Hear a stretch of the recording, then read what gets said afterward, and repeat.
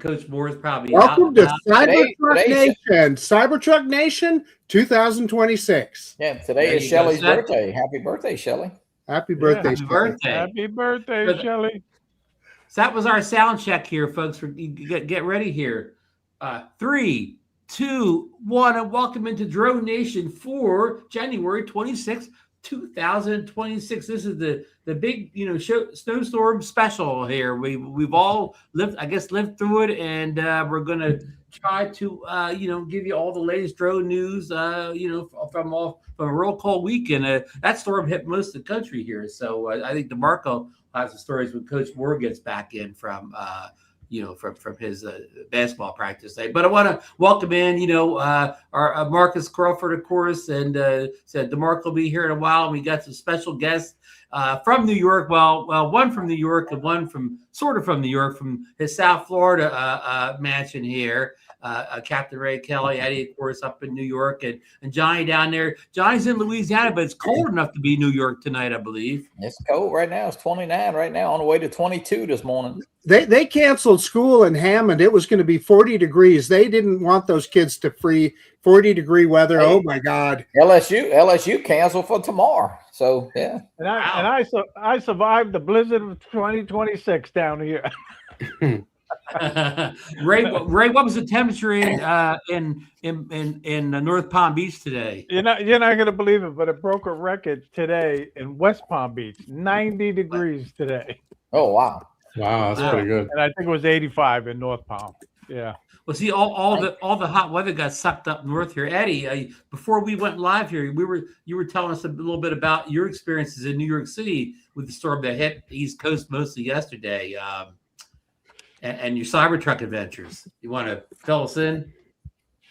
Oh yeah, so this is the first real storm that I had the opportunity to sort of test the mechanics on the Cybertruck. So for one, I thought I backed out of my driveway, and when it hit the pile of snow that was on the street, I got stuck. So I said to myself, "Oh man, this is like what you see on Instagram and the reels where the Cybertruck gets stuck." But then I went into the menu and I enabled some modes, right? So it has all these different modes. So I put it in slippery mode, which is supposed to be for snow and ice. And it raised, it has air suspension. So it raised itself up, and man, it just ate the snow. So after I did that, I just started driving around the neighborhood, and people were taking photos of a Cybertruck and recording it. Yeah. And then I just came back home because I didn't want to get it dirty, to be honest. I think that's going to be unavoidable this week. But Eddie, how much snow did you get in your area in New York? I probably got 14 inches, believe it or not. I'm right by JFK, by the Jamaica Bay. So I think all that water, that body of water, it adds to the precipitation. So it was about 14. I would say my yard has more than 14 because I made my way back there today. And it's maybe 1.5 feet of snow back there. Oh wow! Wow! Yeah. At the Jersey Shore, I got about 6 or 8 down in Margate, 6 to 8 inches. But the problem is, after the snow stopped in the middle of the afternoon, it went over the freezing, sleet freezing rain. So kind of everything you didn't get shoveled got this coat of ice on it. It's kind of unbreakable now. Did you get any snow or ice? So we started getting snow, ice yesterday, towards the late evening hours, which didn't help. And then this morning, everything was pretty much frozen. But the snowblower worked better this morning that everything was frozen than it did last night. Wow. I checked my cameras, on Long Island, and I got 1 foot of snow out in Shoreham out there. Yeah, 1 foot of snow. I'm sure glad I wasn't there. I thought about Marcus yesterday, and I said to myself, because I think I heard you in one stream saying that they offered you the electric lawnmower, and I get those all the time, but I don't have any grass. I live in New York City, and the little bit of grass I had, I got rid of, and I put pavers. And I'm like, I wish they sent me an electric snowblower that I could control with my remote. Hey guys, I've got number of people messaging me saying, "What is this, Weather Nation? We better talk about drones at some point." Multiple people are sending me messages. What's going on? So well, a lot of people love to fly their drones in the snow, Marcus. yeah. That's So- true. That's a beautiful time to fly. And Eddie, I mean, you've got a pile of drones just like me. Did you put anything in the air? No, yesterday we had snow all day. It literally stopped at midnight. And then today I worked. I worked from home, but I was just on back-to-back meetings, so I didn't have the opportunity. And I don't know about it in New York, but here, the wind was howling at times during that snow. So, not only does the drone have to fly in the snow, but also has to navigate higher wind gusts than what it's rated for, any drone. So, yeah, I didn't. Yeah, I really want to step outside the house myself. I wanted to go out to the edge of Manhattan because the Hudson River was frozen. So I wanted to capture that, and I've been waiting for the Hudson to freeze. But I wish it was this storm happened like on a Friday or on a Saturday. Unfortunately, or I'm not fortunate enough to be retired like you guys. What are you saying, Bill Eddie? Grace is reporting snow in Eastern Virginia got ice storms. So, wow, being down in Virginia. But we're going to interestingly enough, in Idaho, we're talking about weather. Let's just get on with it. No snow in Idaho. We've set a record since they've been keeping records in 1899. No snow in the Treasure Valley. Wow, that's a long time. Wow. Yeah. But you got the cold though. We definitely have the cold. Yeah. Johnny, Hammond, Louisiana. Can you give us a weather report in Hammond? Well, it's 29 right now. We're going to be 22 in the morning and 20 the next day. And this weekend is actually going to be in the teens. So yeah, but we didn't get any. It was a beautiful day, nice and sunny. But yeah, it was a great day actually. Cold, but a beautiful afternoon here. Well, so Johnny, you don't have any excuses like Eddie. If you had sun, surely you did some flying. I did. I put the Air 3S up a little while ago. Yeah. Nice. Flew around here. I got to fly almost every day at some point. I try to anyway. Yeah. It was cold though. Okay, let's go to some breaking news here. This isn't even the show. This isn't even the agenda for the show, but this is something from Drone DJ, their email that came out a couple hours ago. One of Marcus's favorite drones, the DJI Mini 4K, been around for a couple of years, kind of their budget line of drones here. It's been priced real low, especially during some of the holiday sales, but these prices may match near all-time lows. You can get the Mini 4K, one battery, controller and stuff for $225. That's down from the regular price of $229. Marcus, is that about as low as you've seen it?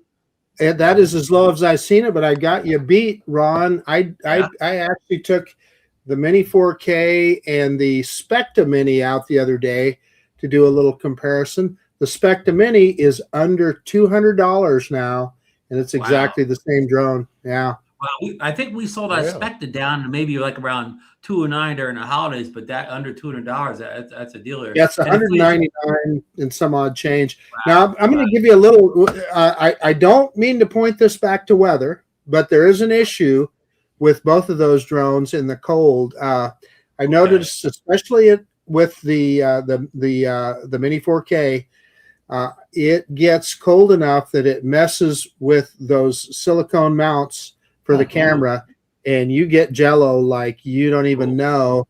Free jello. Yeah, the Specta Mini wasn't quite as bad, but it was still there. Yeah, so the cold definitely affected our cold weather flyers. Yeah.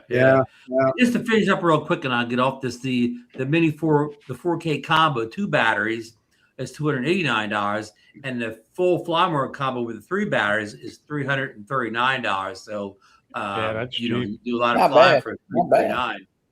Yeah, it's a pretty good deal. That's what I had bought. Yeah, and I think I paid $359 at the time. See, Captain Ray, you don't have to worry about it. You got 90-degree weather. Those silicone mounts are soft and pliable. I just charged up the batteries earlier. Ray, is that drone in Florida or Long Island? Yeah, I have it down here. I charged up the batteries. I plan on flying it maybe tomorrow. We'll see. There you go. Alrighty, so that's the DroneNation deal of the day, that Mini 4K, if you're not trying to fly in cold weather, as Marcus pointed out. So, let's get that off the screen here.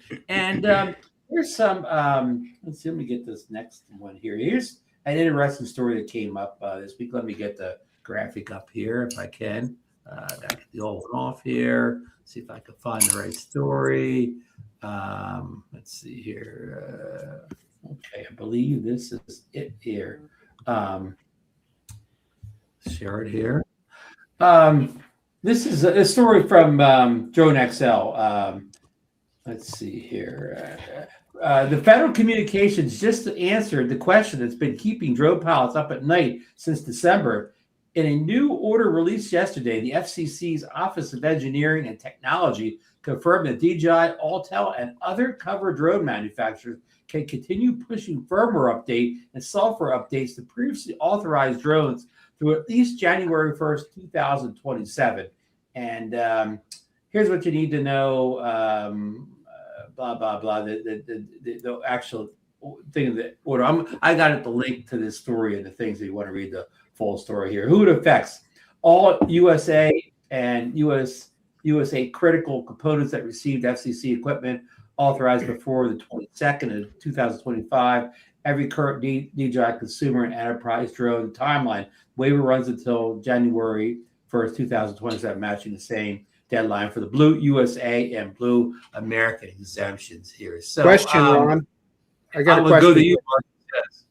So if I use a VPN and I use DJI Assistant 2, and I say I set my VPN to Canada, will I then be able to update my drones?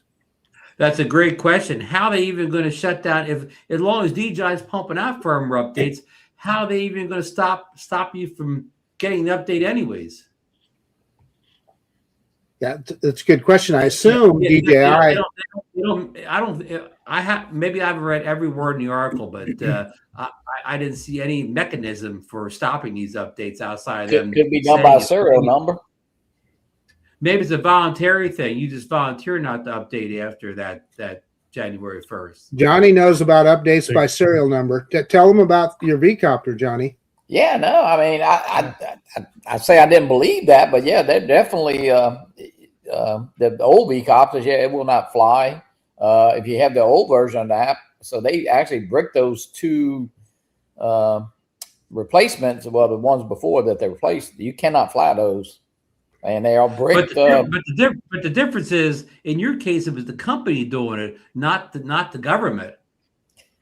Well, yeah. So, Ron, I think I can answer that. So they can tell by the IP address where you're located at. So they just simply won't transmit to those IP addresses. That's why I get with the idea of using a VPN. Yeah. Good idea. Yeah. So what you're assuming is DJI is going to cooperate with this. I suspect so. I can't say for certain. I would assume DJI would have to cooperate with this, because then unless the United States is sort of banning the DJI server right within the United States. But again, a VPN should be able to be the workaround. Yeah. Eddie, what do you think this means? This this firmware kind of end date here. What's that even signify? Well, I don't mean to be a Debbie Downer, but I think things are getting worse. I mean, to see a date on firmware, I didn't think it was going to reach that far. I totally agree with you, Eddie. That's exactly where my mind went to. Exactly. Yeah. Yeah, but because they just said that the drones you have will be safe. As far as anything purchased before. Now, through firmware updates, that could change. So Ron and I had a discussion about this, and Ron, you had a really good perspective on that. Why don't you tell us your opinion? Well, I say so much darn stuff, kind of help remind me what I was said on this. Well, what you were saying was, listen, if you had to run on firmware from a year ago, you still have the same drone, you still have all the features that you had with that drone. At the end of the day, does it really make that big a difference? Yeah, I mean, for instance, when's the last time you needed an update to keep your drone flying? Yeah. Right. It'll I still don't have fly. an answer Yeah, to you that just might question. not have the latest and greatest. That's all. Mm-hmm. Yeah, it'll still fly. I mean, there of course there are security updates. Like say somebody's found a way to hack your equipment, whether it's drones or something else, and they can patch that up so bad actors can't get into your software. But you can. DJI has that. What's that thing called where you can disconnect it from the internet, so you can fly your drone that it's not connected to anything. So how's somebody going to take you out of the air if you're not really connected to the internet in any way? If somebody wants to hack this v-copter, they can have it. That's what I say. And that, Marcus, you make a good point. Some of these kind of toy grade drones, you may get them and they may never ever get a firmware update, and they keep flying. That's exactly right. Yeah. I mean, we've had important updates like when they add a remote ID or whatever to the drone, but remote ID is already here. But what I'm saying is just keep the drone flying. I don't think any firmware updates ever made a DJI drone that wouldn't fly. Now, yeah, lots of them just say bug fixes, so we don't even know what it. I mean, but it's actually fixing. Yeah. And so, and a lot of those bug fix updates Johnny's talking about, they actually create more problems than they actually fix sometimes. Sorry, Ray, you were getting ready to say something. Go ahead, Ray. No, Ray. I'm just very, very upset that Marcus don't like the v-copter. I think he was gonna love it. Listen. You gotta give it a couple more flights, Marcus. You want to hear about my day with it today? I mean, in fact, I can show you some sample video. In fact, Ron, give me just a second. I'm going to pull up some video here. The v-copter is one of our stories for tonight, so I guess we'll just go right. Hey, we have nobody's any more to say about the firmware update. We'll go to the v-copter. Does anybody want to finish up? Well, Kubi just said, what are they going to do? Ban DJI? So if they don't. Before we move on to the v-copter, does anybody want to finish up with any more thoughts on this software, this firmware kind of end date? I mean, I think it's just if it happens, it's going to be sad. Another nail in the coffin, as they say. Yeah, Ray Kelly took the words right out of my mouth, and I mean, I think we have all that we need in our current firmware, but DJI always has a way of adding something in the future. It could be something as simple as like making the RC Pro more compatible with something else, and we might not be able to do that if that's the case. But again, we are talking about a year from now, so hopefully, I think DJI pushes as much firmware and finalizes anything that they have in the pipeline for all the existing drones that are still serviceable.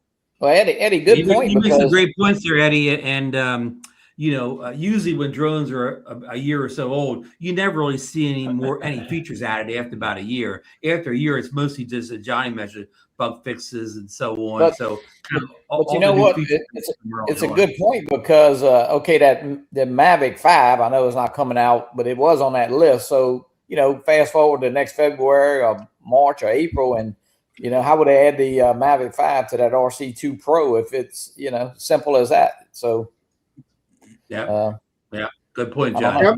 Tell me when you're ready, Ron. Can you see it? Ray, do you have any final thoughts on this firmware?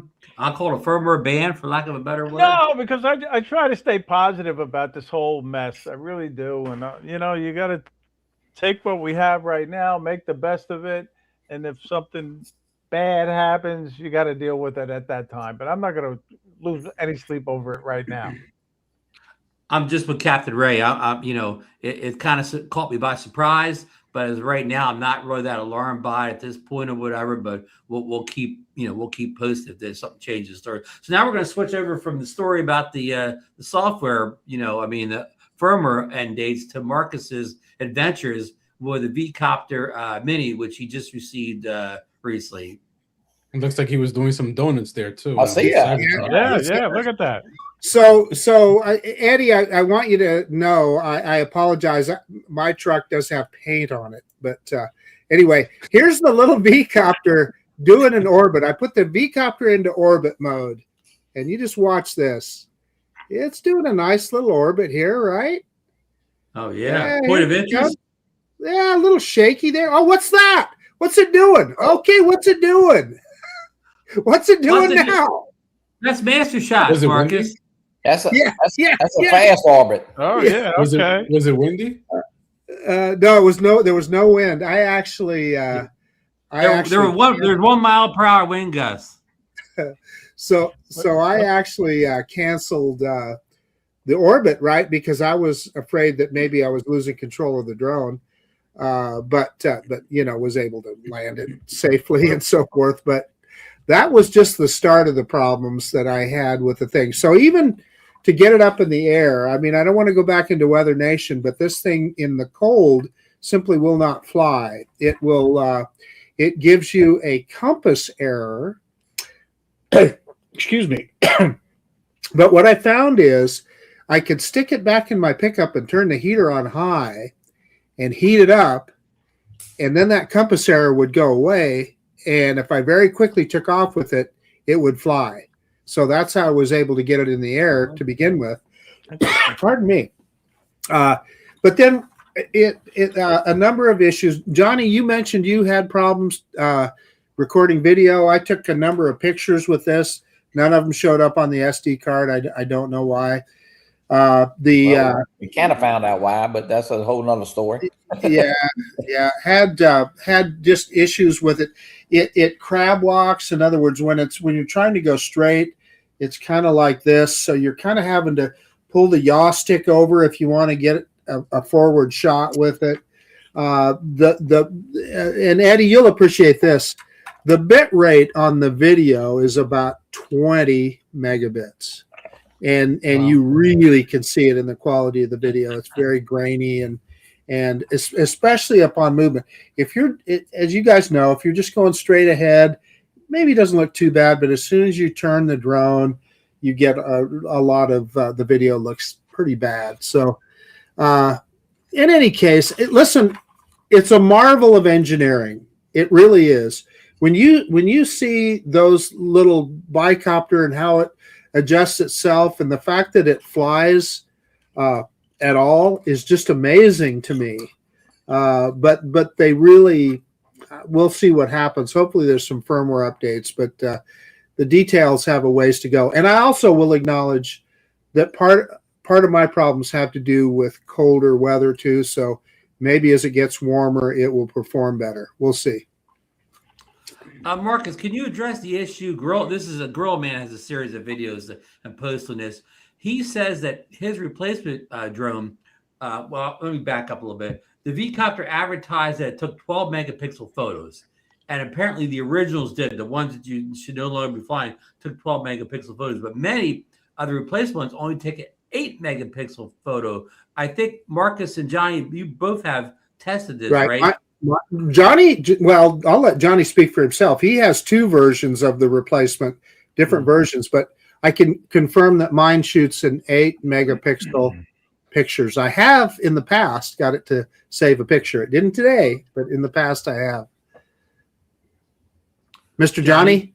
Yeah, well, Gorilla Man had been emailing me and texting me, but yeah, basically what mine had, and I sat here for 2 days, kind of, and I love the v-copter, the big one. The little one's been a little bit different, absolutely. But I found out that I basically have two replacement drones. They have different camera firmware, and one's like 1.1 something, one's 1.2. The one at the 1.2 bit rate shoots around 60 bit rate. The other one's 28.5. So there's definitely something. And of course, Gorilla Man kind of got, I think he got banned from the 00 Robotics Facebook page. But somebody did reach out to him today, make a long story short. And they say they have a firmware update coming, but it is definitely two different versions. I could not get it to I tried 3 different SD cards on the one with the lower version of the camera firmware. It would not save a picture, on an SD card. I formatted it, did it in the computer, formatted it on the drone, and finally, as simple as deleting the app and putting it back on, miraculously it worked, which is there you go. that's kind of crazy that it did that. I've done that too, Johnny, and it didn't save pictures today. So yeah, so it's definitely actually the first one had the electronical type issues with the battery, whole different battery system and all that. So I don't know, maybe an update. I personally haven't had the flying experience. I mean, the bad flying experience Marcus has, but I haven't flown in the cold like that. But it's definitely got some workarounds you have to do. Hey, I want to make it clear to Captain Ray. Captain Ray, I'm rooting for this drone. I want it to work, and I want it to be. I know Eddie is the same way on his reviews. I'm going to tell it like it is. I mean, that's what you have to do. Yeah, you got to tell it like it is. Yeah. And when I was doing the orbits, I was doing it manually, so I didn't have any issues at all. Drone Okie is asking a question on. I have the old version on an older Apple phone of the app, and I can fly the two original v-copters, and I haven't even got to check the software on those. So it's so I actually have two replacements. So two different apps. So Johnny, go back and look at Aldrin Estasio's video when he first got the original v-copter way back when. Right. He compared it with the Mini 3 and the Mini 4K, and he did like all three of them side by side. And the video looked pretty good off of this guy. When you saw him, and Aldrin, he's not going to pull any punches either. So there is definitely a difference between the original camera that you got on your original v-copter. And Morgan, some thought about that. I know we put out, we've been talking and all, but maybe we're thinking that maybe they ran out. It was a Sony little sensor, and maybe it's a knockoff brand. They ran out. They're trying to produce these things for a second time. They did get them in Best Buy, which was a good thing. And if the drone, I think that they had a little hole in the market there. If this drone could be successful, people are kind of ready to buy something. But it's got to absolutely work like it's supposed to. So one more comment before I get too far. Also, flight controls. Now, it's not terrible, but I flew this back to back with another drone that Eddie's knows, the Potensic Atom 2. Man, that Atom 2, the controls were freaking 100 times better than you really, when you fly them back to back, you really see the difference in the precision and the smoothness. And it's not that this is horrible. I don't mean to say that, but it definitely doesn't have the same level of flight controls that we see like on that Potensic. It's basically the same controller that the big v-copter. I mean, the big one is called the Blast Off. It's a little sturdier and a little heavier, but it actually flies pretty good. Okay, I'm going to shut up, Ron. We want to talk about the v-copter mini. So I think we got everything we wanted to say about that done, right, Marcus? Yes, sir. Eddie has it. Eddie, have you flown it, haven't you? I don't know. I mean, I did take a quick trip to Philly, but okay, it was windy that day. Okay. Yeah. Oh no! I was talking about the v-copter. I moved my own cover then. Yeah. Well, he still could have flew the v-copter. Okay, let's get Eddie out of trouble and go to the next story here. You went to the Best Buy in Philly? Is that where you went, Eddie? Yeah. No, I'm gonna follow up with a local Best Buy visit. It should be there soon. Okay, we're going to go to a story about the DJI Avata 360. We've heard a lot of news and it kind of got quiet, but here, just the last couple of days, 360 pre-orders are live, but the buyers should read the fine print. And what's going on here is this isn't from DJI themselves. This is from a company called U.S. Drone Supply. I think they're based on the West Coast someplace, and what's going on here is the DJI Avata 360 has not officially been announced yet, even let alone released. Yet a San Diego-based retailer is already taking pre-orders, listing multiple bundles, estimating shipping windows, and even offering a $99 reservation option. And you can see, probably too small to see there, but they're offering a couple different bundles here, like a base bundle, a firmware bundle with one battery, a 3 battery bundle, and then even kind of like a firmware bundle here. but the prices that we saw, rumored a few weeks ago around the holidays, they're much higher here. These guys are charging like it's like $17.99 for the FPV bundle, and even the base bundle. If you go, I've got this link to this website, this story from DroneXL in the things. So you can go to it, read it all over. But even the base bundle, if you went to the website, was $999 just for a drone, a battery, and maybe in a controller, maybe not in control. So in other words, $999 is the lowest you can get into this drone buying from these from this U.S. drone supply company. Did anybody go to the website? Anybody taking a look at this? Addie, did you take a look at this at all?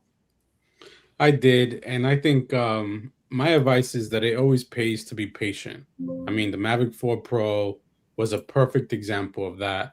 I mean, if you're, a pilot and you just need to have the latest and greatest as fast as possible, you're going to be paying a premium, especially in the current climate that we're in. But I think if you just hold off, you start seeing multiple channels with availability, and you start getting it at, reasonable pricing, or perhaps even at MSRP. I totally agree with Eddie. I'd wait to see this thing get released to see what it sells for on eBay from the Asian resellers who are notoriously much cheaper than these U.S. based companies. And you don't really get any advance from U.S. based companies. You're still not getting care refresh or anything like that. So I mean, and those drones they're opened and activated at one time, they say. From U.S. Drone Supply. Yes. Really? What? Yes. Now, why would that be? That's what they say. If you read their website, go to their website. It talks about that. Well, I don't understand why they would do that. What would be the advantage of that? Anyway. And people have even accused some of the eBayers of doing the same thing, Marcus. Yeah, all the ones that I've got from South Korea and Japan were sealed in the box, unless they reseal them or something. I don't know. Well, he returned a eBay drone that he purchased from an Asian country because at one point he discovered something was open and they took it back. So, Marcus, what do you think of this whole thing with the pre-orders and so on? Even the drones I even announced yet, and people are taking pre-orders. I echo Eddie's comments. Eddie, go ahead. I'll follow-up question for you, Marcus. When the previous drones, if you purchased from those other channels, have you activated them yourself, or were they already activated, even though it was sealed? It's I'm glad. That's a good question. So, yes, you had to activate them, but it wasn't like the normal thing that we saw in the past. It just was a quick activate, put your regular DJI log on, and that was it. That was it. Boom, you're off and running. Yeah, let me help that. Yeah, I agree with Marcus, and I think what happens is, but when you were buying it, you were buying it directly from DJI, then you went through the whole thing of them offering care refresh, and you had to decide whether you wanted it or not wanted it or whatever. So all that's going, like I said, that registration process. Very direct. Just your email address and your password. Yeah. Boom, you're up and running. Not ask you to buy or do anything else outside. Just do it. But I think I've purchased now 3 drones from Asia, and all of them were shrink wrapped, never opened, and I did have to register them. None of them were pre-registered. Yeah. I've gotten some FPV drones recently, 04 FPV drones, and typically on an air unit you have to log in and activate it, but all of my air units have arrived activated already. Okay, wow. So you've seen that. Okay, wow. Yeah. Okay. So anyway, you talking about like the 04 air units and stuff? Yeah, you know how you have to, Johnny, when you you can't really you fly update them and activate them, yeah. Right, yeah, they've arrived activated. Really? Yeah. Now I got this one from Flywoo. I wonder if it's I don't know. Good question. Now, Ron, you're a big photographer. How's the editing going to be it's going to be a lot harder with this DJI, right? About a 360, right? Well, it is, of course, it would be just like editing from a 360 camera, such as the DJI Osmo 360 or the Insta360 X5, X4, whatever one you have. And, it does do photos as well as video. And the photos, of course, you could do like kind of a 360 photo, with it. And it has a lot of again, I can't speak for this unreleased products, but these 360 products, including the we talked about in a minute, the anti-gravity A1. I mean, if you've never had a 360 camera before, and we're going to go to Eddie here since he's probably the most versed in 360 video, don't expect it to be, a simple learning curve. I mean, people have a video where they show you, oh yeah, you just hit these buttons and it's all edited for you, whatever. Air photography. Yep, he just put out a great video. They do have AI editing, but for my money, and I say they never make the video I want to, so it kind of doesn't work for me. So it is a big learning curve. And Sean did release a nice video, but you know what? That's a lot of stuff he showed in the video, Marcus, that only worked on the X5. So if you have an older one, a lot of that stuff wasn't there. I tried it out already, but I'm gonna go to Eddie. You've done a lot of 360 on your channel, especially with handheld 360 cameras, and we'll segue into the anti-gravity after we do this story, since we say with 360. But what are your thoughts on 360 drones and editing 360 video from the drones? I think, there's no question about it. There's an investment in time. It's going to take you longer. You're adding another step, so you have to do the reframing. I know there was a lot of complaints and hesitation at first with the Osmo 360. So I'm hoping that by the time this releases, they make the studio a little bit better or a little bit more user friendly. If you already are accustomed to or have tried the Insta360, I think the experience is going to be the same. The platform is just going to look different, but essentially the concept is the same. You're going to have to go in there. You're going to have to review your clip. You're going to have to decide what angles you want, and you're going to have to keyframe. There's no workaround that. Those AI features on the X5, I'm familiar with it. They work good with certain things, like if you're tracking a subject. So I think about like I've seen the anti-gravity drones where, you're following somebody, let's say on a motorbike in the middle of a mountain or a desert. I think there is pretty cool because you just track the subject and let the software do the tracking, and you can get ahead, you can go behind it, you can go sideways, and the AI is just going to track it. So I think that's pretty cool. But besides that, like any other video that you get, it's going to require just your time and patience. Yeah, right. Now I would say that 360 is pretty cool because you can do one flight, and I think the key here is not to fly for 30 minutes, right? Like do a 5-minute flight, for example, or 8-minute flight, and then you can go back and you can get so many different extractions from that one flight, different perspective, which that's the really cool feature about the 360. But what you're paying in is just your time. There's no way of avoiding it. Yeah, basically, Marcus always said about frame and shot. If you're flying the 360 drone, you don't need to frame the shot. Just fly it. Just fly by, and then you're frame and shot in post. Yeah. Good. Although framing, good point. Yeah, although framing is still important with the 360. Like, I don't know how it would work on the 360. Well, I think it would work the same. Like framing is still going to be important. Like your altitude is going to be important depending on what you want as your output. Distance to your subject, that's all going to be important. I think about the X5 when you hold the selfie stick, even though it's 360, though depending on how you hold that selfie stick determines how successful your shot will be. You got to get the angles right. You got to position it right. And I think the same will still hold true. So you should sort of pre-plan your flight or have, an idea of what your intentions would be. But if you're just flying for fun and you just want to export, something for social media, even if it's just a quick YouTube video, I think a 360 drone is actually fantastic.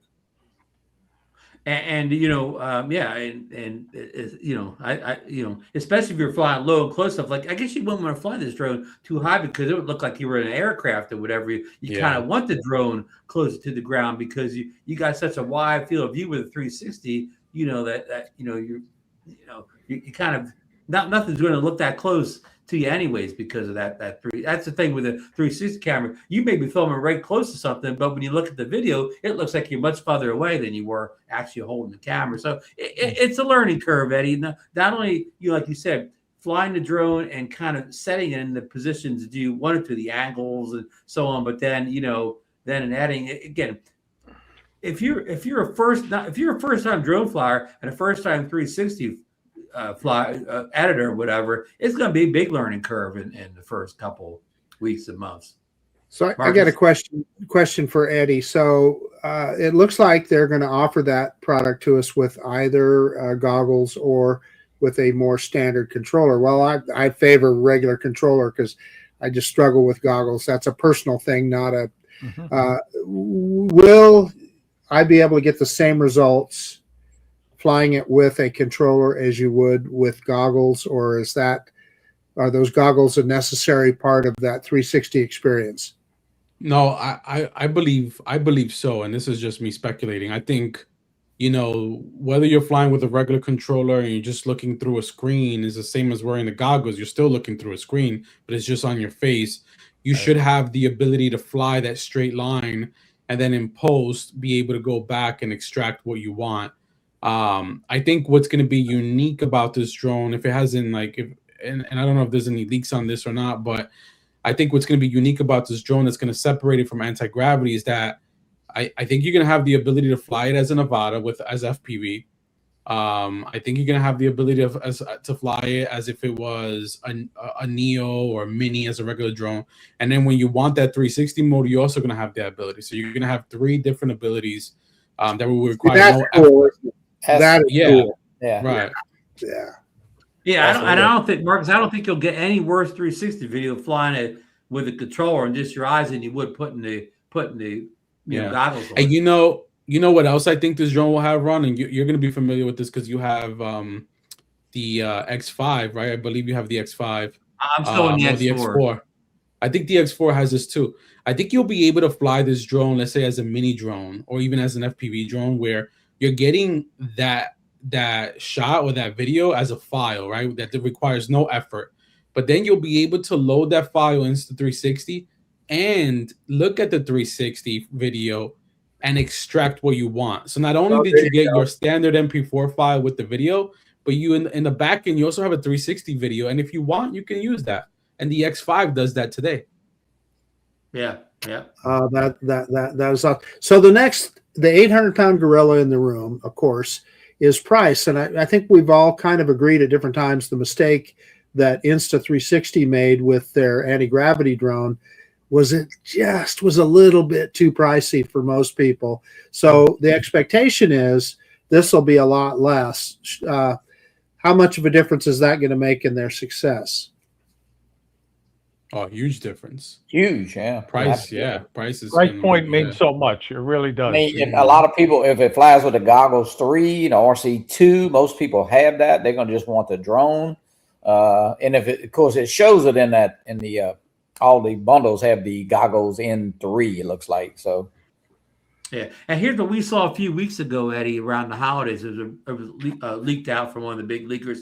They said DJI would even have a package where you would just get the drone and one battery for $499. So if you already owned all the equipment, like the goggles, controllers and whatever, controllers and all that stuff, you could get in for just $499. And I think that would be a good gateway to get people that didn't know much about 360 into the hobby, because they wouldn't have to put a large investment if they were in the DJI ecosystem already and had all the gear for it.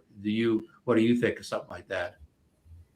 I think that's a smart move by DJI because, they've dominated marketplace and market share for a while now. So we don't need to keep on adding remotes, regardless of which remote it is, controller or even goggles, right? A lot of us already have a lot of these accessories. So I think if they make it, I think they make it more accessible. And I think they also prove to Anti-Gravity or Insta360 that, they're the leaders in this industry. Just by, doing that, by pricing them out, sort of say. Yeah. It said, who knows when this drone is coming? I'm guessing the end of that U.S. drone supply thinks it's coming out at the end of February, but we don't know. But Eddie, wouldn't you think a big part of the anti-gravity is the goggles, the new goggles? I mean, that's a heavy. I think the new goggles are cool. Like, I think that should have been the goggles 3 versus the pass-through cameras that I don't know who has ever leveraged that. So I think, so I think they did get that right. The new goggles, I think they did get right. And I mean, I would say let's hope DJI replicates and does something, but we know that we may not be able to get that here in the United States. Yeah. Okay, well, I want to go to another story. I just saw this morning. We talked about anti-gravity here, the A1 with their only drone so far, and anti-gravity is the kind of name of the company, but we all know they're in partnership with Insta360 on the camera side of things. But they're having a winter sale here, and they're going like 15% off, so you can get the standard bundle down from $15.99 to $13.59. So that's a savings of $240 there, and so that's only one battery though. They have it, yeah, definitely. They have a combo with 2 batteries, and one of the battery is a plus battery. So they have a regular battery and a plus battery. So 2 batteries, a drone controller, and some kind of a little case for $14.59. So you definitely can get into cheaper. I think the bundle we all talked about before, they had a bundle that was $19.99. That was kind of everything bundle there, and you got that went down to $16.99. So it's definitely more affordable amount, but I still think it's a little more than a lot of people want to pay. But Johnny made a great point earlier that you're paying for goggles here. So those goggles themselves, are a good chunk of that. And I got to see the goggles. Ken Herron had them at the day Chris's Boardwalk meetup, and looking at what the pilot sees in that one little, the one. The rate goggle there is kind of interesting, and it was real clear. You could from 5 feet away, you could really watch the flight in that. So it was kind of unique or whatever. I know it's maybe a gimmick or whatever, but we made points too. I think that the thing that really hurt this drone, I think, there's a lot of interest in this drone before it came out, but when it got released and we heard his praises, it was just a thud in the community. And I was talking to Marcus on the phone. I don't know anybody. Well, no, DD Fellows is in chat here, and Drone Rob bought the one that Ken Herron was demoing, but I really don't know many people in the community that actually have purchased the thing so far. So I don't know how well they're doing. And I don't know anybody that's bought one. I got one more thought, and then I'll stop talking. DD Fellows on, he says. We saw DD Fellows on. Yeah, he made a big comment a while ago. I had to post it. But when the drone came out, we saw all the big channels review it, and a lot of them made very positive videos about it. They showed great things, and I what we didn't talk about before, like the anti-gravity. It's almost the experience of flying more than actually recording a video, I think, for a lot of it. But funny how none of those big channels and influencers put those videos out a couple months ago. None of them followed up. I haven't seen any of those guys release like videos now. They did maybe 1, 2, and then it doesn't seem like they're using these things. So I'll stop talking. Anybody else have any thoughts on the, first of all, the price cut, the big winter sale on the anti-gravity? Marcus? DD Fellows is going to bring that anti-gravity to Florida, South Florida drone meetup. That's great. I got it here. There we go. So with regard to the price cut, that's telling. You don't cut prices on something that's selling very well, right? So the fact that they're already cutting it 15% off tells you that there may be an issue.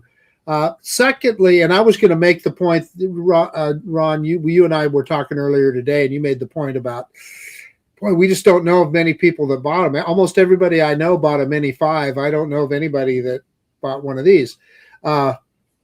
Eddie, do you know anybody that actually has, well, like Billy Kyle, I know he does a lot of drone reviews. Did he have one or?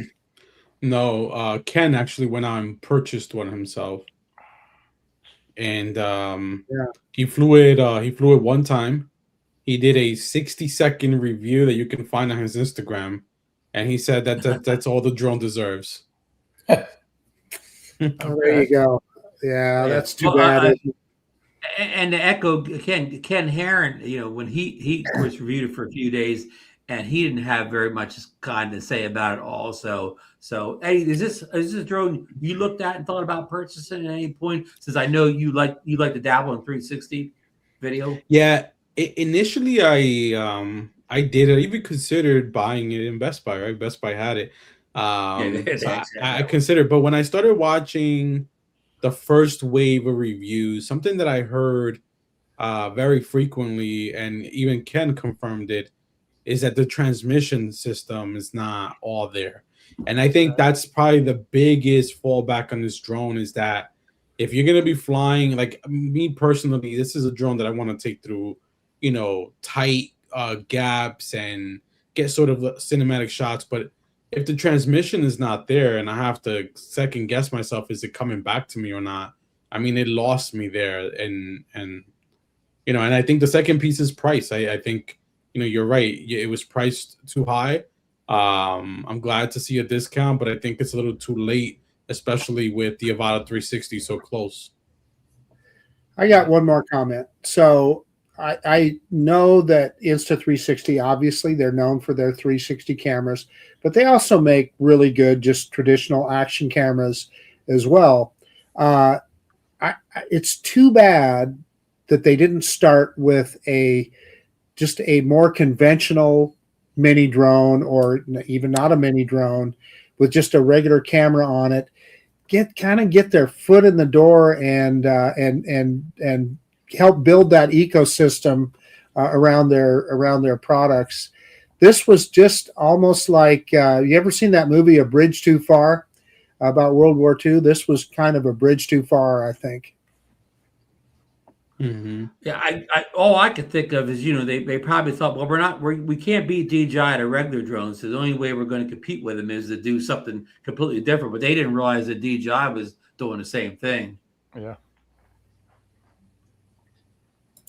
But no, I would like to see this company succeed. I hope the price cut gets more sales. I hope they can improve that signal issue. Eddie, I've heard that signal issue before. The day I saw Ken Herron fly, of course, he flew at the beach with not many obstructions around, so I don't think he had much breakup. But again, he wasn't flying a, I'm going to call, difficult environment or whatever. It seemed to have good transmission, even wide open over a beach, area. So, but again, I hope they can fix the issues up. These new prices work, and maybe the DJI drone comes out and it's priced higher than we thought it was, kind of in the range of this drone. It'll have to make people make a choice. But I know I said one more comment, but I got one more comment. So,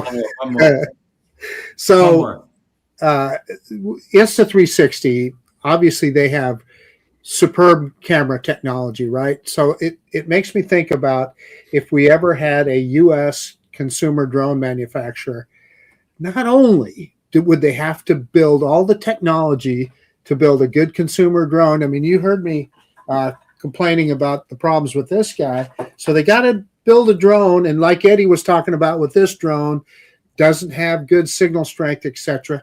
You've got to conquer all of that. Right? They'd have to conquer all of those engineering issues. But on top of it, they've got to put a good camera on there. And Ron and I talked earlier today. Do you know of any U.S. camera company, Ron?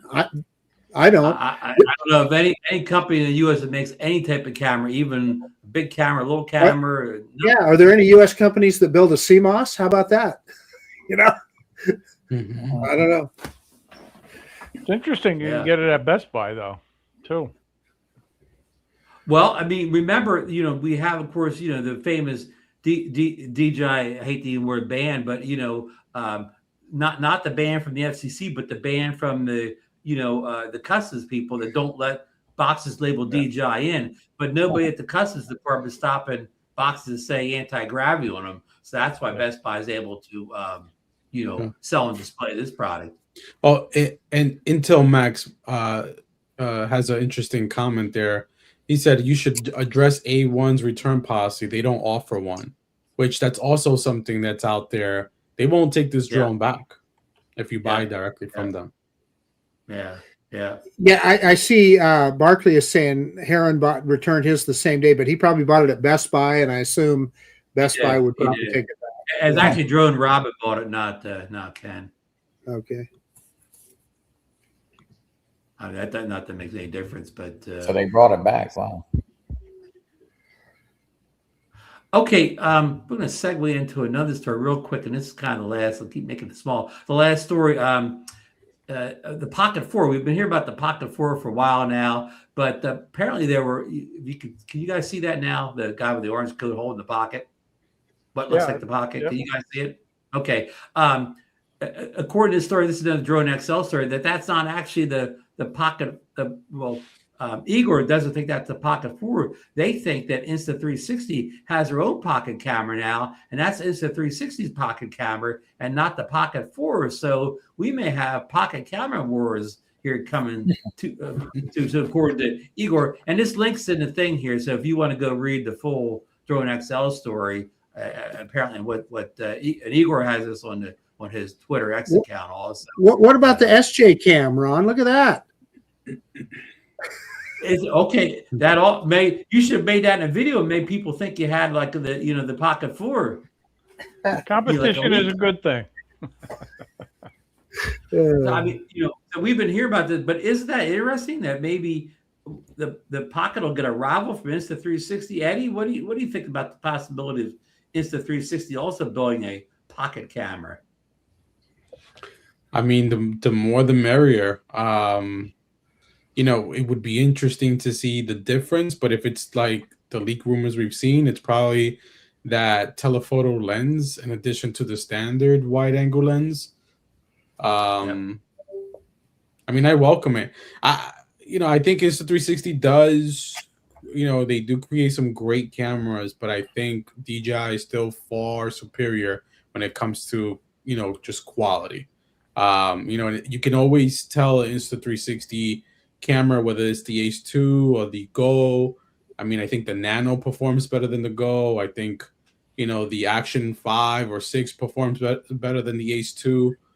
Just from a sharpness and color quality, I'd rather see DJI do it, to be honest.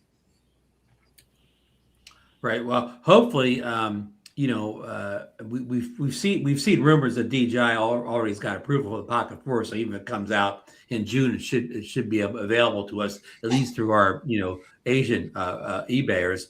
But that I don't want to get in a big thing about this, but with this supposedly drone ban, somehow they say DJI's other products, any of their products that transmit something like, say, action cameras, pocket cameras, mics, that they will somehow fall under this ban also. But what about Insta360? Would it be fair if DJI could not release camera products, but yet Insta360 could? Well, maybe they're rebranding. Maybe DJI is licensing this to Insta360. Maybe it's like all one and the same, different housing case, right? But it's all DJI behind the scenes. It could be kind of like the Extra. Mm-hmm. Yeah, exactly. The extras, yeah. So, go ahead, Mark. Well, Ron, I wanted to see, you need to do a comparison between the Action 2 and your new Nano, because they really are kind of a similar idea, right? Yeah. And I think the Nano is the successor to the Action 2. The Action 2 was kind of an anomaly. It really wasn't the Action like the Action 1, the Action 3, Action 4, Action 5, even Action 6. It really wasn't. They should have called it a different name in there, really. And I think the Nano is the successor to it in reality. Yeah. So, yeah. Ron, this is the reason this is worth talking about is because of Eddie's comment earlier about the quality of DJI's cameras. I know you're very pleased with your Nano, and you're saying that it could very well be a replacement for any of your action cameras. I mean, and again, I'm not talking about extreme settings. Like I'm not talking about low light and slow motion at 120, but just everyday regular filming in the daylight. I really don't see much difference in the quality between the Action 5 Pro and Nano. Again, it is normal everyday lighting situations. I'm not talking about out there in the middle of the night with no exterior lights or any crazy situation, but normal everyday filming. The video didn't look much different than the Action 5. Hell, I still think this one looks great. I don't know. Yeah. I agree Eddie, with Ron. The Nano. You picked up the Nano, right? I did, yeah. I've been using it a ton. I've been sprinkling into my videos here and there as B-roll. I'm gonna be working on a dedicated video hopefully soon about it. I've just been capturing B-roll. I took my wife to IKEA over the weekend, and I wore it in IKEA, and it almost feels like you're wearing a body count. Oh, I felt like Mark Fisher. You know, Mark Fisher wears his chain. Yeah, he wears that. But you know, interesting. One of the but no one, and it has the blinking red light, right? So it, you know, you people can tell that you're recording, but no one stops and notices. I mean, when I went to the self checkout, an employee looked at my chest. I was recording, but no one says anything. It's actually really, really good for like POV shots. Eddie, are you still using the Meta glasses? Yes, and I just recently got the Oakley Metas too. Okay, they're fantastic. Yeah. You like them better? You like those better? I think, you know, two different extremes. Yeah. Because they're big like ski glasses, even though I don't do any skiing, but the resolution on them it is better, and even like certain features in the audio is better. Yeah. Eddie, the same thing, blinking light. Does anybody, or the red light that comes on? Does anybody ever? Well, I think more on the Meta Ray-Bans they're noticeable, but on the Oakleys they're right in the middle, and no one has said anything. Yeah, you guys have heard that's just no joke. They are banning those glasses on many cruise lines. Many cruise ships are banning them. Really? Yeah, a lot of places are banning them. In Disney, Madison Square Garden here. Yeah, but Disney were like the first to ban them. You can't really. You can't wear them in a Disney theme park.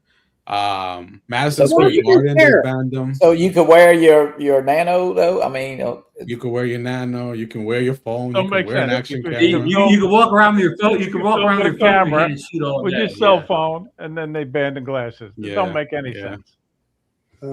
And you know, you talked about wearing around. I wore the Nano in the Ocean Casino in Atlantic City, you know, a couple weeks ago, and I had the same thing. I used the pendant. I had it right here, like going on top of my sweater, whatever, and recorded, you know, a couple, you know, for 10 minutes, whatever. Not one person looked at me, said a word to me. It was totally unnoticed. That usually gets kicked out of casino trying to take a picture. And they don't like that. Yeah, I remember that from years ago. Yeah. Well, again, you know, everybody in the casinos walk around with a phone in their hand. They're taking selfies. If they kicked everybody out of the casino that took a selfie with their phone, it wouldn't have been anybody in there. Yeah, no lie. So, but this, Eddie, it does kind of go semi-unnoticed wearing that little Nano around, and Eddie, I didn't even use the low light mode, and it was still acceptable. Yeah, in the dark casino, and the audio, like if you just, you know, of course it has Osmo audio, but if you just you know, if you're just using the internal mic, it's decent if you're not a lot of wind and whatever. But Disney might come up with their own version. You could rent them at the gate, then you could use them. Yeah, then you can use them if you pay. Yeah, that's what it'd be. Yeah, the Disney ones or something, you know. Yeah. So Eddie, did you get your free well package? I'm willing to bet you did. I did, Nano, or the Neo 2. Yeah. And they send like they send you so many filters. Like, oh my god. Mist, the UV, the this and that, the low light polarizer. I'm like, sheesh. Yeah. I never really used those either. Like, I'll showcase it for the review, but I never put them on. Me either. Yeah, I've got. Well, anyway, I'll leave it at that. I've got many free ones. I'm glad you brought that up, Marcus. I want to talk to Eddie. Since the last time we talked to him, he's picked up the Mavic 4 Pro, and you've done a couple videos, at least one video, and of course you showed the filters in the video, I think. But you know, what are your early impressions of the Mavic 4 Pro? You're upgrading, of course, from the Mavic 3 Pro Cine, right? Yeah, the Mavic 3 Pro Cine. The thing is a tank. I mean, it's huge. But the video quality, the experience overall, like it definitely validated the purchase. Like I feel, I'm satisfied. It feels like a premium drone. I like the feeling of the remote. It feels lighter than the old RC Pro. But the screen is like, So elevated, brighter, as we right? all know. Yeah, much brighter. It feels fantastic.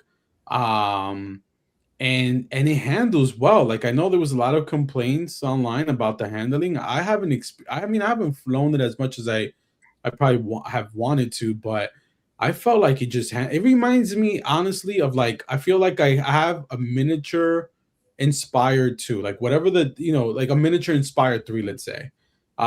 It's just how it made me feel when I flew it.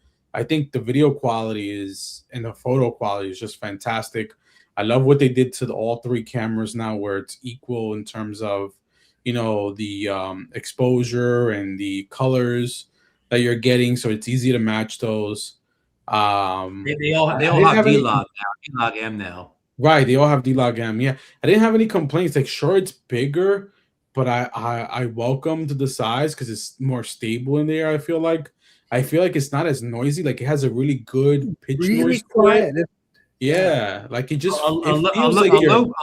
low pitch sound rather than a high pitch. You Yeah. get no gimbal kick. I remember even with the Mhm. Mavic 3, occasionally you could get a little gimbal kick. None on this drone. And it will do nearly 60 miles an hour. And there are shots that you can really get with that speed that you can't otherwise get. So Yeah. I'm with you, Eddie. I have no regrets. And again, I've said this a bunch of times, but I have Ron's the guy that said, hey, well, Mike Wright too, but Ron especially tipped me over the edge and said, hey, yeah, you need to get that. I mean, I've said this for a while now, but I think if this is the end for us in the United States, this is the perfect drone to end on. Yeah. Because drones, believe it or not, are getting much like cell phones. And I don't care if you have an iPhone 15 or the iPhone 17, in 3 days, it starts feeling the same. Yeah. I totally agree with that. If I got to go out with a Mavic 4 Pro, then that's the way to go out. Now, how's the telephoto on that drone, Eddie and Marcus? I think it's fabulous. I mean, again, I haven't flown it probably as much as I should, but I noticed that it's sharp, it's stable. The telephoto on the Mavic 3 Pro, you can see sort of I wouldn't call it pixelation, but like it wasn't as sharp. And to me, this one it's usable. I don't have to run it through an AI upscaling software like Topaz, like I did on the Mavic 3 Pro.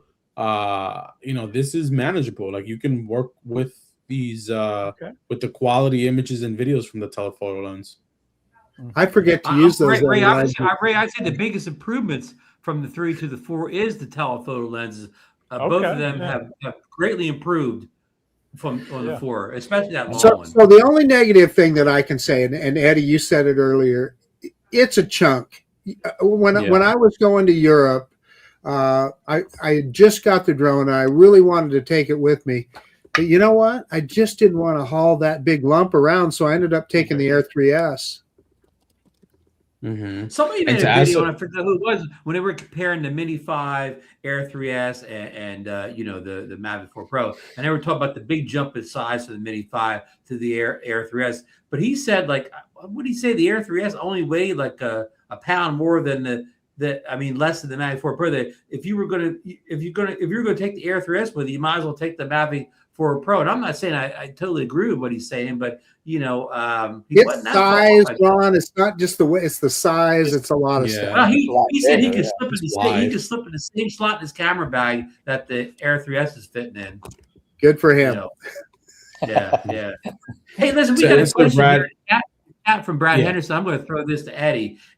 He's asking Eddie. Eddie, how often do you use the Mavic 4 Pro for social media content compared to the Air 3S? That's a great question, and the way I think about it, the Mavic 4 Pro is like my Inspire now, and I treat it as such.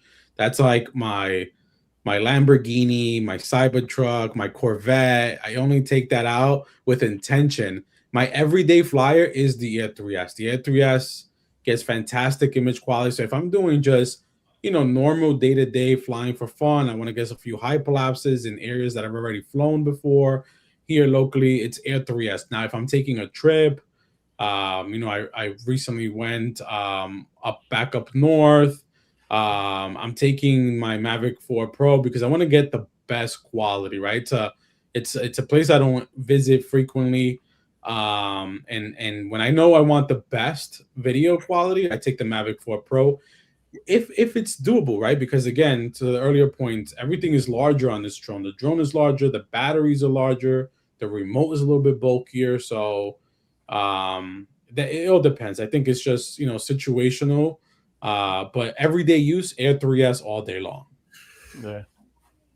And this is a social media, but I do some real estate work, and I never take the Mavic 4 Pro out in the real estate work. It's always the Air 3S because I mostly do photos for these realtors or even reels, and they're putting on websites like the realtor website. They want small files, so why take something out and that's creating giant? They just want a small photo. That on these websites they're putting the thing on. Nobody can tell the difference if it came from the 4 or the 3S or whatever. So I just always use the 3S for work. The Mavic 4 Pro, just like Eddie said, it's for when I need to get a shot that I know that this drone is going to do a much better job than the other drones. That's when that drone goes out. Challenging situation. Maybe I need a couple more stops of dynamic range, things like that. That's when the Mavic 4, even wind. I mean, the Air 3S is great in wind, but the 4 Pro is even a little bit better, in low light. And plus, if I think I'm going to need that extra long thing, because the Air 3S also has the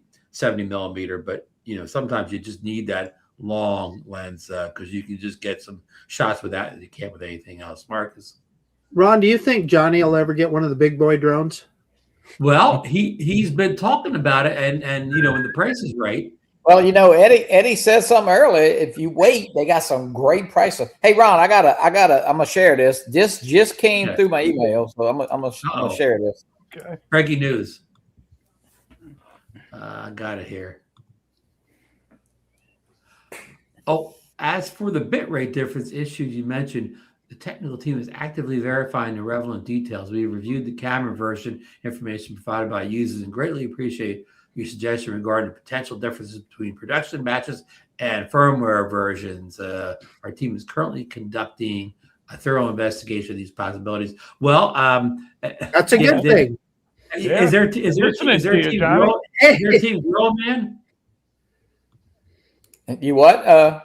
Is there a team Gorilla Man doing all this research? Man, that just popped up. That is crazy. But yeah, they know about it, and of course, we'll see what happens. Well, so I don't know if I mentioned this earlier, but I emailed my contact at 00 and said, "Hey, this is what I'm seeing," and I even sent them screenshots and other things, screenshots of the metadata for the photos and the video and so forth.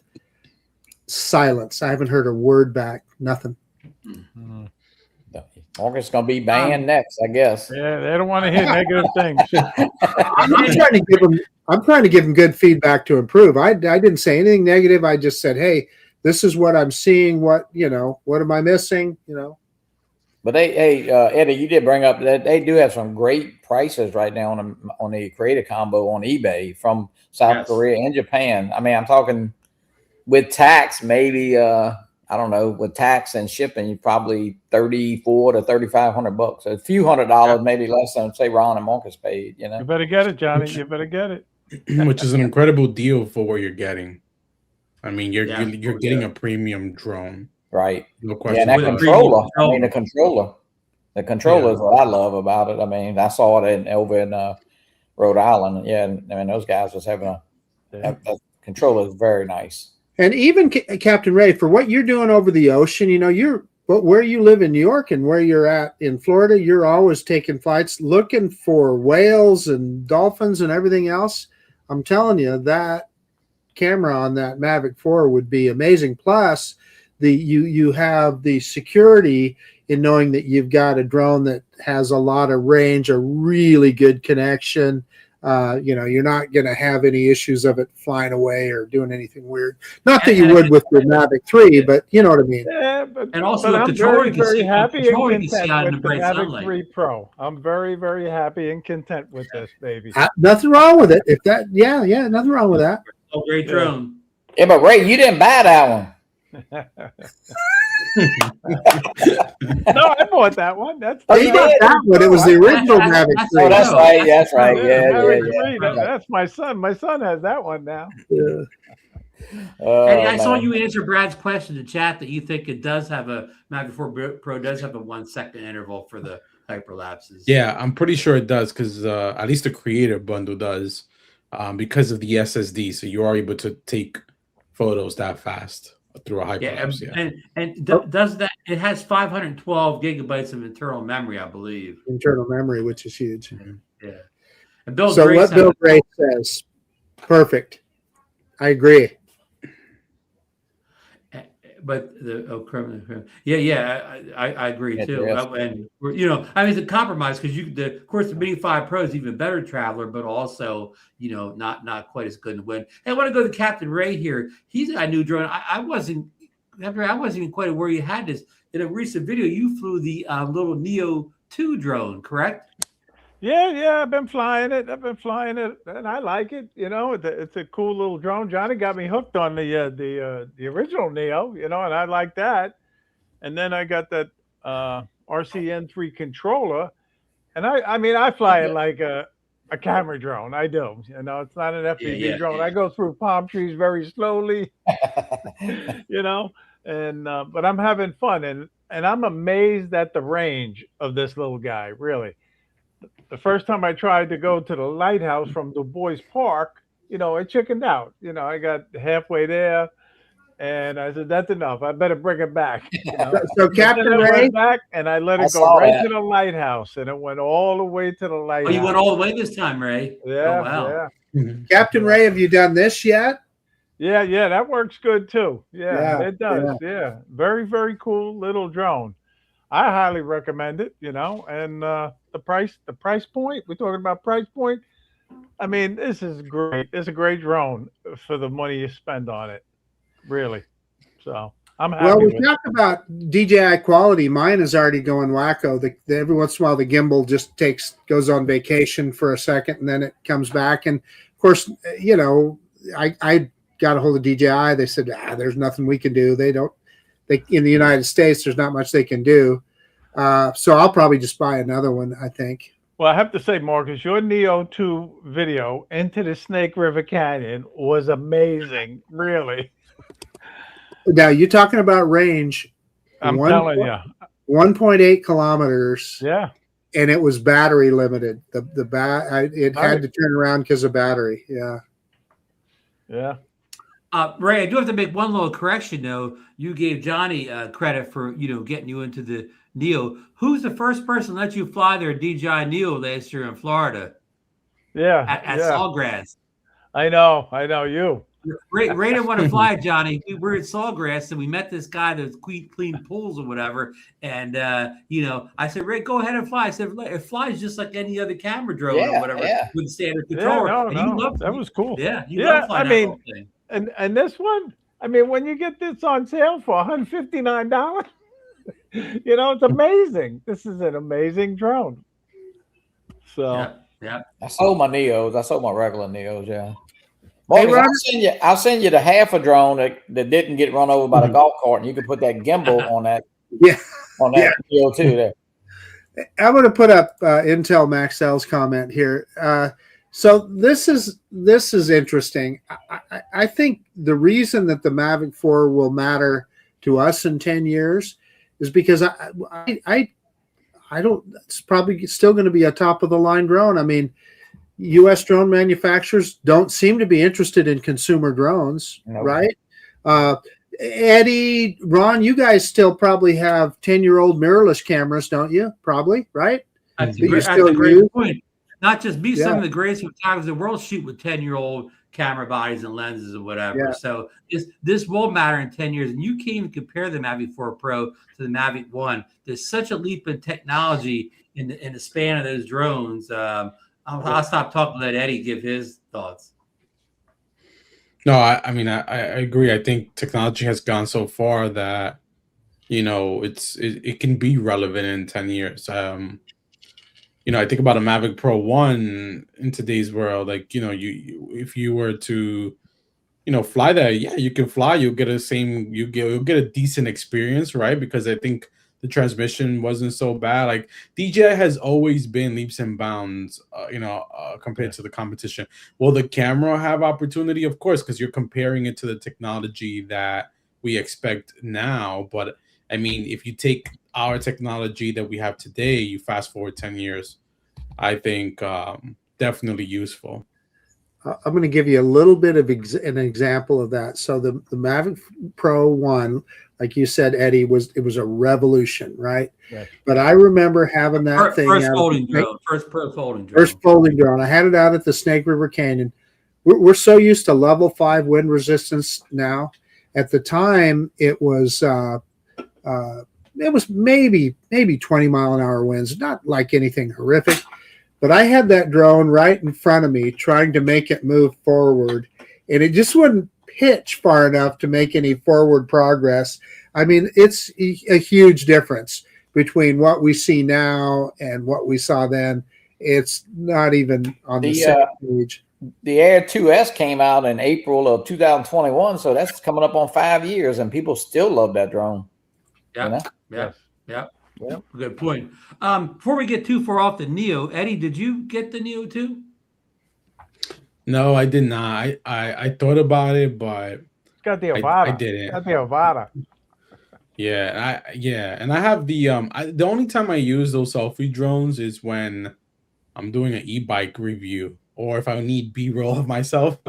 Besides that, I don't use those drones that often. You have the hover follow me drones. I have the hover. Yeah, I have 2 of them too because they sent me 2 initially. Yeah, so I have 2 of them, so I feel like I'm good with that. And I did have the original Neo, but my neighbor bought an e-bike this past summer, and he was always asking me questions about the drones that follow you, and then like constantly asking me questions, but wouldn't buy it. So finally, I just gave him my original Neo. I'm like, here, you can have this one, and he's having fun with it. Yeah. Cool. The funny you say that. You only use them to make follow me videos. I'm one of those people. Like I think a lot of people in our community here, not necessarily the social media people, we fly more with controllers than we do the way they were intended. The follow me, I may only do the follow me thing when I just kind of making a video. When I actually fly for myself, usually I'm flying with my controller, or at least the phone. Because the phone, at least you can see what you're shooting at that point. When I was flying that Neo 2 down at the boys park the other day, I was doing it in the original Neo in follow me mode, and the people were watching it. They were so intrigued by that follow me mode. And one of the guys says, "I'm getting one of them." That's cool. Yeah, good thing what Eddie mentioned. If you waited a little while, you really got some. The Neo 2 is pretty. It's pretty reasonable now. Yeah, I mean, Johnny and Marcus were getting on me for not getting the Neo 2 right away, but I waited for a couple weeks or whatever, and I got it $100 cheaper than it was when even from the Asia Stars when it first came out. And Eddie, you made the same advice about I think the 360 drone and of course the Mavic 4 Pro. With not being able to buy directly from DJI anymore, don't be that guy that buys it first and pays the most for a while, in case unless you don't care about money. But if you're willing to wait a while, you can easily save some money. Yeah. Because the price is no longer the price. When DJI sold stuff directly, the price was the price. But now that you get third-party vendors, not even unauthorized third-party vendors, the price isn't the price anymore. It's the negotiation now. Yeah. So that's what's really changed. But I fly the Neo manual. Okay. It flies great. Manual. Good way to learn FPV too.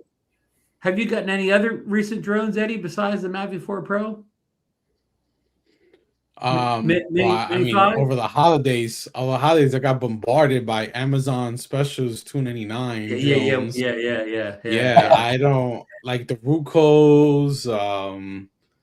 I can't forget. There was one that, man, was that a disaster? The B Wine, I think it was called.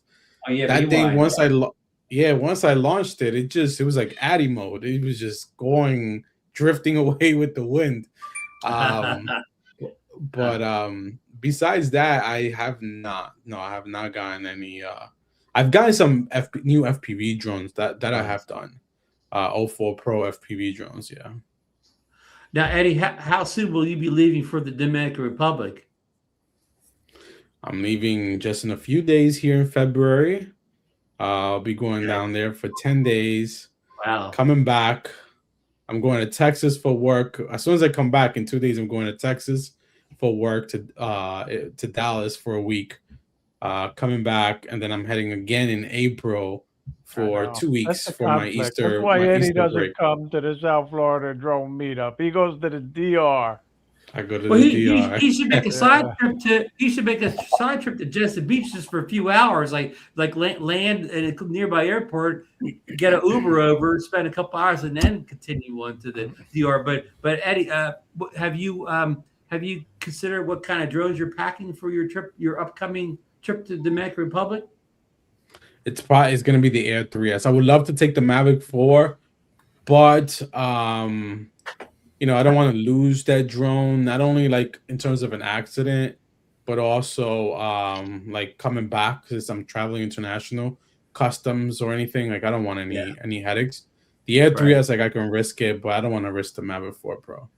Understood. I will say this, Eddie, when I came back from Spain, I had no issues coming through customs at all. Yeah, I don't suspect any, but you just never know. You never know. And Dominican Republic has an interesting theme of robbing me. There was one year where I was doing a hyperlapse with my Osmo Pocket, the original Osmo Pocket, while waiting for breakfast at a small little town, and I had my backpack with me with my Mavic 3 Pro. I'm sorry, Mavic 3 Cine, not Mavic 3 Pro, Mavic 3 Cine. And these guys wanted my pocket, and they sure enough they took my pocket. But I'm like, here, take it, because in my backpack I had a $5,000 drone. Yeah. Say it's a good sacrifice. Yeah. So I understand why. Yeah, you're taking. I didn't know you got robbed down there. I did not know that. Yeah. But I got robbed by the ocean once with the DJI FPV. Remember? Yeah. Holy cow! But the DR is pretty safe, isn't it, for the most part? Yeah. Yes. I mean, like any place, like Midtown Manhattan, right? You can walk around now in today's day, and you can easily get robbed. Right. It depends. Like it's all about situational awareness. I like to venture out of like the resorts and stuff, and when you do that kind of stuff, and you stand out, right? Like when you don't. I'm Dominican, I'm Spanish, but still, you go there, people know that I'm not from there, so you just kind of stand out, and you just got to have situational awareness. So unfortunately, there'll always be those type of people out there, that want to do harm, and I'm not going to put up a fight for something that's replaceable. So yeah. Well, I mean, it's dangerous. And what you're saying is that's travel information, no matter where you go. That's no matter where you go, you gotta. It's dangerous right here in Idaho. Just yesterday, we had a big shootout at the McDonald's about 2 miles from my house. Just think that if you were there with your kids or your grandkids or something, there's a big shootout. Mile down the road from me, the drugstore down there, the guy shot his wife's lover or whatever. I mean, the U.S. here, the way we throw guns around, I mean, you put your life at risk walking out your front door. Always got to be looking around. Always got to be looking around. Yeah. Mm-hmm. I mean, we literally have shootouts here in Idaho. That's no joke. I mean, on the freeway, it happens. Yeah. Hey, Ron, you got to capture some of those with your drone. I want to go to you guys for a not only update on your show coming up Wednesday, but also an update on the South Florida drone meetup. Well, first thing I wanted to say is I got to say thank you to Marcus. Really, I thanked him on my show. And he sent us the biggest box with so much in it. I'm telling you, 5 drones, 2 action cams, all kind of drone accessories. And I got to say thank you, Marcus. You're one of our biggest sponsors. Thank you, Marcus. Yeah. Really. Yeah. So, My pleasure. Yeah. And I'd show it again, but it would take another 20 minutes.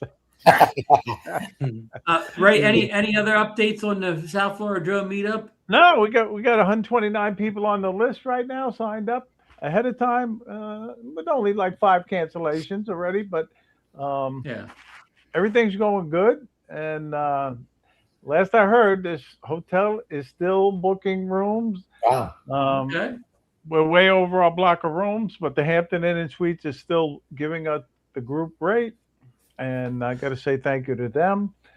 And it's going to be another great South Florida Drone Meetup. Thanks to all of you who are coming and all our sponsors. So thank you, really. And I got to say thank you to the Drone Meetup Committee, because they helped me so much. And speaking of which, I'm going into it. We're going to have the Drone Committee on the Fly for Fun show this week. Wednesday night. Yeah, join us. We'll catch up with the latest. Yeah. Brad, Al, Ken Hallbauer, myself, and Ray. Yeah, so yeah. Oh, it's going to be a good show. Yeah. On Thursday night, I got Deanna Dietrich on. She was at the meetup last year. She brought us some fresh baked cookies. If you remember those cookies that were out? And she's going to be my special guest this week. So looking forward to that on Thursday night. Good. Got a good lineup going this weekend. Us people in the Northeast here, we need some good shows because we're stuck inside here now. Eddie, you got anything coming up on your channel before you leave for the Dominican Republic?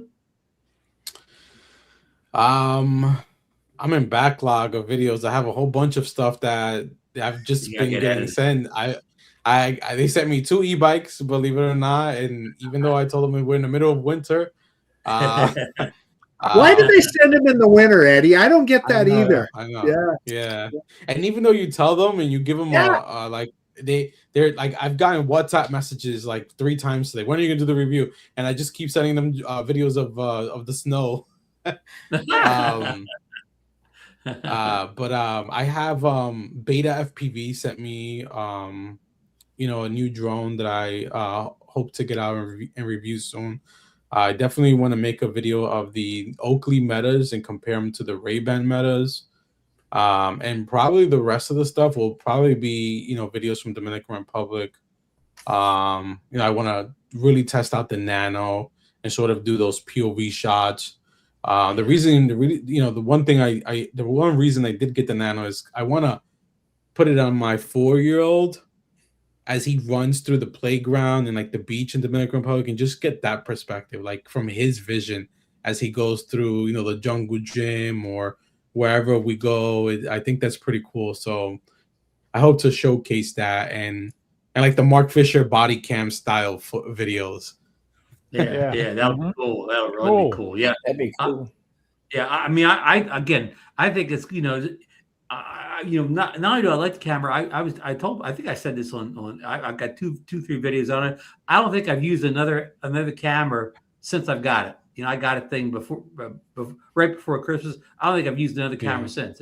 I just grab it because it's good enough. It's Marcus is ordering it right now. He's Googling it. You know what? I'll tell you, Eddie. I might. You know me, but I haven't even taken this out of the box yet. Oh. So I definitely, that's my next thing. I didn't. Johnny, I had to use the Action 2. I sent my Action 5 off to Johnny, so.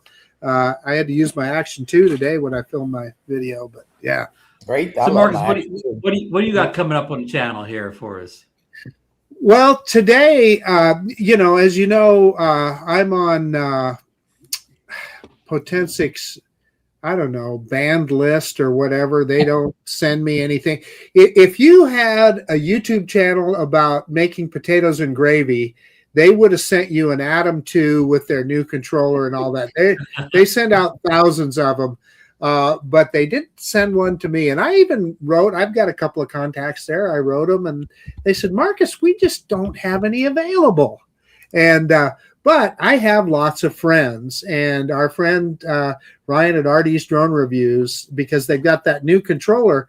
In fact, Ron and I have another friend that sent us the Atom 2 last summer. We both borrowed it and made a few videos with it.